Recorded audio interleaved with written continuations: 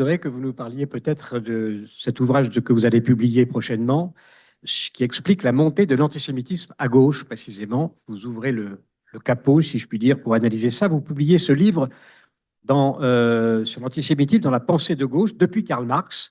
C'est un livre d'ailleurs que vous aimeriez aussi, finalement, mettre à disposition des hébraïsants, si quelqu'un dans la salle connaît un éditeur qui peut être intéressé par cet ouvrage. Vous y évoquez le parcours de nombreux intellectuels, dont le rapport aux Juifs et à Israël en général était pour le moins douteux. Alors, je fais une petite citation, enfin une petite énumération. Ricoeur, Foucault, Deleuze, Garaudy, et même Sartre et Beauvoir. Tout cela fait système, hein, quand j'ai eu l'occasion de regarder ce manuscrit, et ça permet de comprendre vraiment les racines de ce qu'on appelle l'islamo-gauchisme aujourd'hui. Alors, j'ai choisi spécifiquement peut-être de vous interroger sur Alain Badiou. Parce que Alain Badiou, philosophe donc français, me semble représenter bien ce courant de gauche où on voit qu'il y a un révolutionnaire, un universaliste, et qui, au nom précisément de l'universel, trouverait bon d'effacer le nom d'Israël. Là, on voit bien dans sa manière de penser, je pense, que comment l'antisémitisme vient à la gauche. Michel Onfray. Oui, c'est un livre qui s'appelle L'autre collaboration.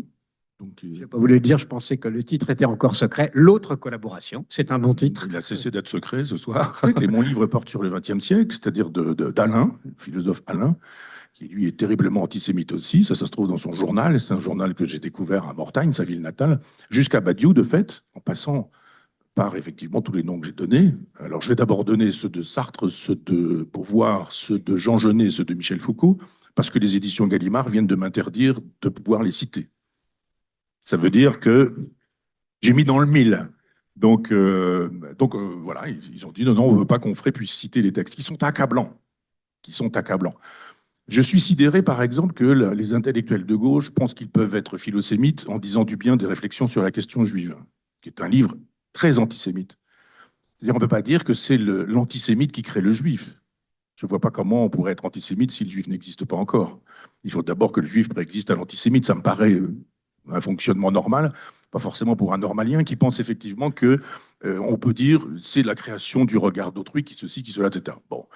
Et puis après, il reprend tous les poncifs antisémites dans les réflexions sur la question juive, non pas en disant que ce sont des poncifs, mais en expliquant pourquoi les Juifs aiment l'argent, etc., etc. Enfin, on se dit, mais je ne comprends pas.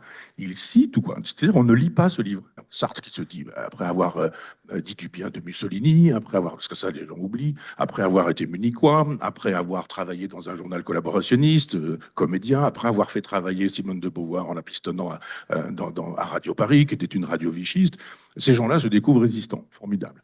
Et donc, ils s'en viennent figurer dans les comités d'épuration, pour expliquer qui a bien fait et qui a mal fait. Alors, collaboration, par exemple, de Gaston Gallimard, qui dit « Oh, mais Jean-Paul Sartre a été formidable ».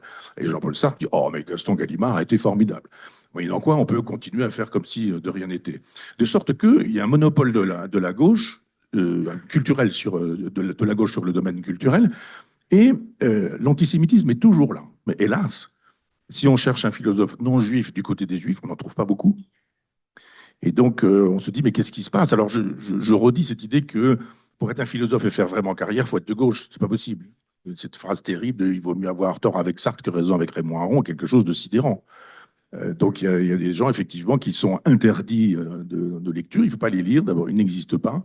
Et puis d'autres qui sont les penseurs canoniques. Et quand ce sont des penseurs canoniques, on n'a pas besoin de les lire puisqu'on sait déjà ce qu'ils pensent. Et donc, Sartre a été résistant, il a été philosémite. La preuve, Béni Lévy nous a expliqué qu'à la fin, il avait enfin compris ses bêtises et que, etc. Ben, on oublie quand même ce qu'il dit en 1972, ce qu'il dit sur Israël pendant tout le reste du temps. C'est-à-dire qu'il n'y a pas d'histoire d'Israël. Quand vous dites c'est l'antisémite qui crée le juif, ça veut dire que vous niez l'existence de l'histoire des juifs. C'est-à-dire qu'il y a des juifs, puis il y a un antisémite qui arrive après, ça me paraît évident.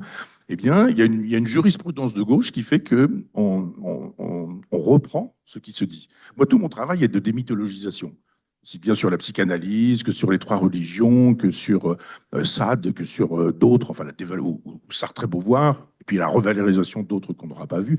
Camus, par exemple, fait partie des philosémites en n'étant pas juif. Voilà, alors je sais qu'il y a eu des livres, des thèses, mais comme toujours, ou bien Michel Onfray, dans ses délires de sa propre idéologie enfermée, puisque lui, il veut toujours soutenir les... Si vous voyez un petit peu tout le parcours de Onfray, je me permets de parler de lui, je le connais bien, et je l'ai personnellement, et on s'est suivi pendant des années. Il a toute sa vie favorisé les outsiders, vous savez, il est très manichéen. Diogène contre Socrate, etc. Et pareil, vu qu'à l'époque, le grand, c'était Sartre, et Camus était perçu comme il y avait la phrase célèbre, moi j'aime beaucoup Camus, hein, mais la phrase très célèbre jusqu'à aujourd'hui, on dit Camus, philosophe pour classe terminale. Ce qui est quand même très cruel, mais un peu vrai qu'on ne pouvait pas dire ça de ça. Donc lui, il a décidé de prendre le parti de Camus et il massacre, mais comme il le fait sur bien, malheureusement, parce que en plus, ces temps-ci, il est fantastique avec Israël, mon frère, il n'y a rien à dire, et avec les Juifs, mais il a une grille de lecture, manichéenne qui est triste. Il est en train d'écrire un livre. On a échangé, nous, sur HV Sartre. Il est en train d'écrire un livre qui va être ridicule parce qu'il veut démontrer que Sartre était antisémite. Il va se ridiculiser. Je veux dire, c'est n'importe quoi. On est à l'inverse absolu de tout ça.